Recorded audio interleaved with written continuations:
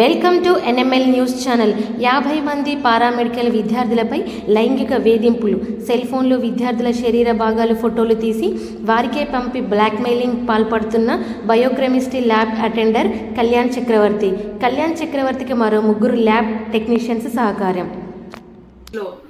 50 మంది పారామెడికల్ స్టూడెంట్స్కి బ్లాక్మెయిల్ చేస్తూ వాళ్ళ అసభ్యకరమైన ఫొటోస్ తీసి వాళ్ళకి కోరికలు తీర్చకపోతే మిమ్మల్ని ఫెయిల్ చేస్తామని చెప్పేసి బ్లాక్మెయిల్ చేస్తూ వాళ్ళకి మానసికంగా లైంగికంగా చాలా ఇబ్బంది పెట్టి వాళ్ళ అంటే వాళ్ళు ఎంత ఇబ్బంది పడి వాళ్ళు ప్రిన్సిపల్ కంప్లైంట్ చేసినా కానీ ఒక కమిటీ ఏర్పాటు చేసి అదేంటయిందని చెప్తున్నారు. కానీ నాకు ఈ ప్రభుత్వంలో కానీ ఈ కమిటీ కానీ ఆ కాలేజ్ యాజమాన్యం కానీ ఈ 50 మంది ఈ బాలికలకి న్యాయం చేయరు అన్న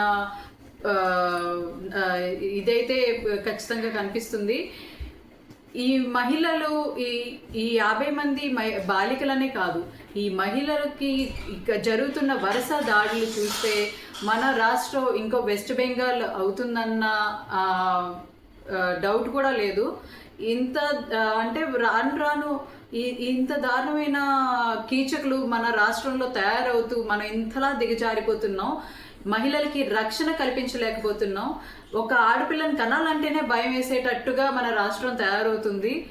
కాబట్టి ఇలాంటి చర్యలు మరొకసారి ఇంకెవరైనా చేయాలంటే ఆలోచించాలి, అలాగే భయపడాలి అన్నట్టుగా కఠినమైన చర్యలు తీసుకోవాలి. వాళ్ళు ఎవరైతే ఈ కళ్యాణ్ చక్రవర్తి ల్యాబ్ అటెండెంట్ అతనికి సహకరించిన 3 ల్యాబ్ టెక్నీషియన్స్ మీద తీవ్రమైన సెక్షన్స్ 308 అలాగే 76 సెక్షన్లు ఎక్స్టార్షన్ కింద వాళ్ళ మీద కేసులు నమోదు చేయాలి. అలాగే ఈ 50 మంది బాలికలకు కూడా విచారించి వాళ్ళు ఇంకా ఎలాంటి హెరాస్మెంట్ పాల్పడ్డారో వాళ్ళ నుంచి స్టేట్మెంట్ తీసుకొని ఇంకా ఏమైనా సెక్షన్స్ యాడ్ చేయాల్సి వస్తే యాడ్ చేసి వాళ్ళ జీవితంలో బయటకు రాకుండా, అలాగే వాళ్ళకి ఇలాంటి వాళ్ళని చూసి ఇంకొకరు ఏమైనా ఇలాంటివి అమ్మో చేస్తే మహిళలకు ఇబ్బంది పెడితే చాలా ఇబ్బంది అని చెప్పేసి ఆలోచించి భయపడేలాగా చేయాలి అని చెప్పి ఇప్పుడు మా వైఎస్ఆర్సీపీ తరఫున మహిళలందరికీ రక్షణ కల్పించాలని, అలాగే ఈ 50 మంది బాలికలకు కూడా న్యాయం చేకూర్చాలని చెప్పి మా వైఎస్ఆర్సీపీ తరఫున శ్రీకాకుళం మహిళలందరి తరఫున నేను డిమాండ్ చేస్తున్నాను. Thank you.